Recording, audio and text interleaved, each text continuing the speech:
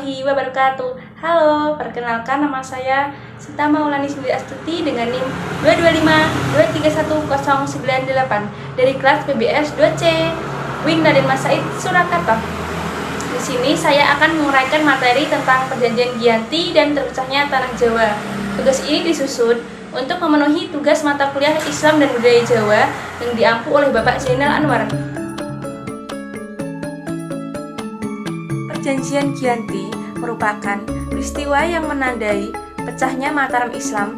Awal mula kisah perpecahan kerajaan di Jawa ini bermula dari pertikaian antar keluarga yang disebabkan politik adu domba FOC.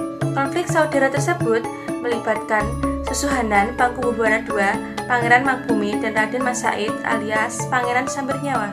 Berdasarkan silsilahnya, Pangkubuwana II atau raja pendiri dari Kesunanan Surakarta dan Pangeran Mangkubumi adalah kakak beradik yang merupakan sama-sama putra dari Amangkurat IV. Sedangkan Raden Mas Said merupakan salah satu cucu Amangkurat IV atau lebih tepatnya ialah keponakan dari Pangkubuwana II dan Pangeran Mangkubumi. Raden Mas Said sendiri meminta haknya sebagai pewaris tahta Mataram yang diduduki oleh pamannya yakni Pangkubuwana II. Alasan utamanya ialah bahwa ayah Raden Mas Said, Pangeran Arya Mangkunegara, merupakan putra sulung dari Amangkurat IV. Oleh karenanya, Arya Mangkunegara lah yang seharusnya menjadi Raja Mataram meneruskan Amangkurat IV. Namun, karena Arya Mangkunegara sering menentang kebijakan FOC, akhirnya berimbas harus diasingkan ke Sri Lanka hingga meninggal dunia. FOC pun kemudian menaikkan putra Amangkurat IV lainnya, yakni Pangeran Prabu Suyasa sebagai penguasa Mataram selanjutnya dan bergelar Pangkubuwana ketika Pangkubuwana II memangku kepemimpinan Mataram Islam. Ia memindahkan ibu kota kerajaan tersebut dari Kartasura ke Surakarta pada 17 Februari 1745. Perpindahan tersebut terjadi setelah Keraton Kartasura hancur akibat adanya pemberontakan yang dipimpin Mas Gerandi atau Sunan Kuning pada 1742 dan mengakibatkan Istana Mataram Islam di Kartasura rusak. Hal ini semakin memperkuat Raden Mas Said ingin merebut tahta Mataram Islam dari pamannya Pangkubuwana II karena memiliki tujuan yang sama. Akhirnya Raden Mas Said bekerja sama dengan Pangeran Mangkubumi untuk merebut tahta Mataram Islam dari Pangkubuwana II yang dibantu oleh FOC. Pada 20 Desember 1749, Pangkubuwana II wafat. Kekuasaan pemerintahan ini kemudian dimanfaatkan oleh Pangeran Mangkubumi untuk mengangkat dirinya sebagai Raja baru Mataram Islam.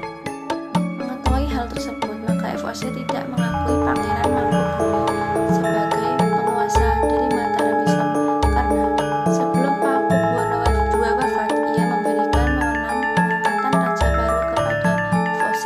Situasi memanas ketika FOC mengangkat putra Pangkubuwana II, Raden Mas Said terjadi menjadi Raja Mataram Islam dengan gelar Pangkubuwana III. Raden Mas Said dan Pangeran Mangkubumi kembali melancarkan serangan pada FOC dan Pangkubuwana III. Untuk mengatasi serangan dari Raden Mas Said dan Pangeran Mangkubumi, FOC kemudian menyusun siasat adu domba pada kedua tokoh tersebut. FOC mengirimkan utusan khusus untuk menghasut Raden Mas Said agar berhati-hati terhadap Pangeran Mangkubumi yang bisa mengkhianatinya. Politik adu domba yang dilancarkan FOC membuahkan hasil. Pada 1752 terjadi perselisihan antara Pangeran Mangkubumi dan Raden Mas Said. Hal ini kemudian dimanfaatkan oleh FOC untuk berunding dengan Mangkubumi.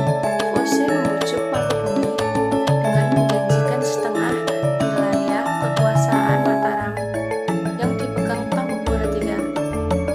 Pada 22-23 September 1754, FOC mengadakan perundingan dengan mengundang Pangkubuwana III dan Pangeran Mangkubumi untuk membahas pembagian wilayah kekuasaan Mataram. Gelar yang akan digunakan kerjasama FOC dengan Kesultanan.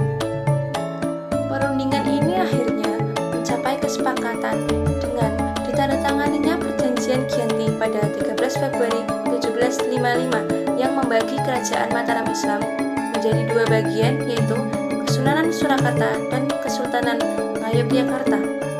Setelah perjanjian Giyanti ditandatangani, maka Pangeran Mangkubumi pun mendapatkan setengah wilayah Mataram Islam, yang kemudian memunculkan kerajaan baru bernama Kesultanan Ngayogyakarta Hadiningrat.